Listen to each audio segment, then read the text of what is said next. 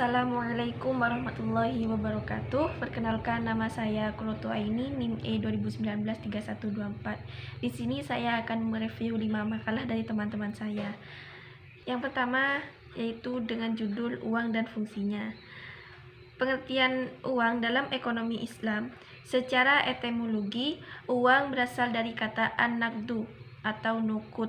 Pengertiannya ada beberapa makna, yaitu an-naqdu yang berarti yang baik dari dirham, menggenggam dirham, dan an-naqdu juga berarti tunai. Kata nukut tidak terdapat dalam Al-Quran dan hadis karena bangsa Arab umumnya tidak menggunakan nukut untuk menunjukkan harga. Mereka menggunakan kata dinar untuk menunjukkan mata uang tersebut dari emas, dan kata dirham untuk menunjukkan alat tukar yang terbuat dari perak. Selanjutnya, jenis-jenis uang.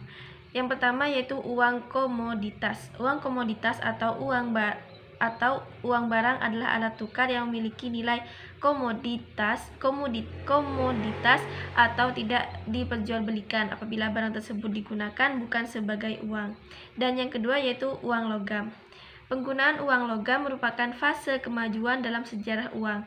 Kita sudah mengenal berbagai kesulitan-kesulitan yang dihadapi manusia ketika bertransaksi menggunakan uang komoditas. Dan yang selanjutnya yaitu uang kertas. Uang kertas yang digunakan sekarang pada awalnya adalah dalam bentuk banknot atau bank promis dalam bentuk kertas, yaitu janji bank atau pembayaran uang logam kepada pemilik banknote ketika ada permintaan. Karena kertas ini didukung oleh kepemilikan atas emas dan perak, masyarakat umum menerima uang kertas ini sebagai alat tukar. Selanjutnya yaitu keseimbangan kurva ISLM makro Islam. Yang dimaksud dengan keseimbangan kurva ISLM yaitu model Higginson adalah ekonomi makro dua dimensi yang menunjukkan hubungan antara suku bangsa dan pasar aset, juga dikenal sebagai output real di pasar barang dan juga ditambah pasar uang, persimpangan investasi, hemat, dan preferensi likuiditas. Jumlah uang beredar LM kurva model keseimbangan umum, di mana seharusnya keseimbangan simultan terjadi di kedua barang dan pasar aset. Selanjutnya yaitu pembahasan kurva ISLM. Yang pertama yaitu pasar barang jasa atau kurva ISLM, yang kedua pasar uang, yang ketiga keseimbangan antara pasar barang dan pasar uang, dan yang keempat dampak kebijakan pada keseimbangan ISLM.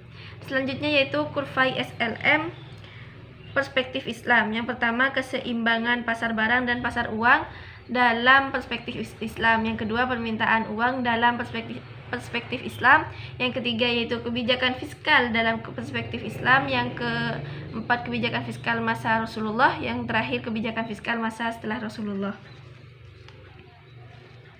Selanjutnya yaitu dengan judul ekonomi terbuka makro Islam.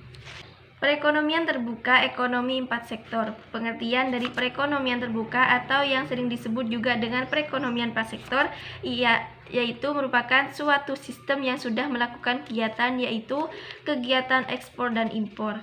Ekspor dan impornya dilakukan dengan negara-negara lain yang ada di dunia ini. Selanjutnya yaitu siklus aliran pendapatan perekonomian terbuka. Yang pertama yaitu sektor rumah tangga, yang kedua perusahaan, yang ketiga pemerintah, yang keempat luar negeri. Selanjutnya ciri-ciri pokok dari aliran pendapatan perekonomian terbuka. Yang pertama digunakan untuk pengeluaran konsumsi, yaitu membeli barang dan jasa yang diproduksi perusahaan dalam negeri. Yang kedua membeli barang impor, yang ketiga digunakan untuk membayar pajak, dan yang keempat dari pendapatan tersebut juga digunakan untuk menabung kepada bank atau lembaga keuangan. Selanjutnya yaitu perekonomian terbuka atau ekspor impor. Yang pertama ekspor atau yang dilambangkan dengan X, yang kedua ekspor yang impor atau yang dilambangkan dengan M, dan yang terakhir perekonomian terbuka atau ekspor impor. Dan selanjutnya yaitu faktor-faktor penentu ekspor impor. Yang pertama faktor-faktor yang menentukan ekspor, yang kedua faktor-faktor yang menentukan impor. Dan selanjutnya juga keseimbangan perekonomian terbuka. Yang pertama yaitu syarat keseimbangan perekonomian terbuka. Yang A. Penawaran dan pengeluaran agregat dalam perekonomian terbuka. Yang B. Suntikan dan bocoran dalam perekonomian terbuka. Selanjutnya yaitu tentang pendapatan nasional dalam metode penghitungan pendapatan nasional makro Islam. Pendapatan nasional adalah jumlah seluruh pendapatan yang diterima oleh pemilik faktor-faktor produksi atau rumah tangga yang digunakan untuk memproduksi barang dan jasa dalam sebuah negara pada suatu periode tertentu, biasanya dalam kurun waktu 1 tahun. Secara sederhana, pendapatan nasional merupakan jumlah barang dan jasa yang dihasilkan suatu negara pada periode tertentu, biasanya 1 tahun. Yang B yaitu konsep pendapatan nasional. Yang pertama yaitu produk domestik bruto, yang kedua produk nasional bruto, yang ketiga NNP yaitu net national product, yang keempat NNI net national income, dan yang terakhir PI personal income. Selanjutnya yaitu metode perhitungan pendapatan nasional. Yang pertama yaitu metode perhitungan pendapatan nasional dengan pendekatan nilai produksi. Yang kedua yaitu metode penghitungan pendapatan nasional dengan pendekatan pengeluaran. Dan yang ketiga metode penghitungan pendapatan nasional dengan pendekatan pendapatan. Dan yang terakhir yaitu pendapatan nasional dalam perspektif ekonomi Islam. Selanjutnya yaitu metode perhitungan pendapatan nasional. Yang pertama yaitu metode perhitungan pendapatan nasional dengan pendekatan nilai produksi. Dan yang kedua metode perhitungan pendapatan nasional dengan pendekatan pengeluaran. Dan yang terakhir metode penghitungan pendapatan nasional dengan pendekatan pendapatan. Selanjutnya yaitu pendapatan nasional dalam perspektif ekonomi Islam. Maka dalam perhitungan ekonomi Islam terdapat prinsip yang harus dipegang teguh dalam perhitungan pendapatan nasional, yaitu yang pertama, pendapatan nasional harus menggambarkan pendapatan masyarakat yang sesuai dengan penyebaran penduduk. Dan yang kedua, pendapatan nasional perkotaan dan pedesaan harus dapat dibedakan karena secara jelas produksinya tidak dapat disamakan. Dan yang ketiga, pendapatan nasional harus dapat mengukur secara jelas kesejahteraan masyarakat yang sesungguhnya. Dan yang terakhir yaitu dengan judul inflasi makroekonomi Islam.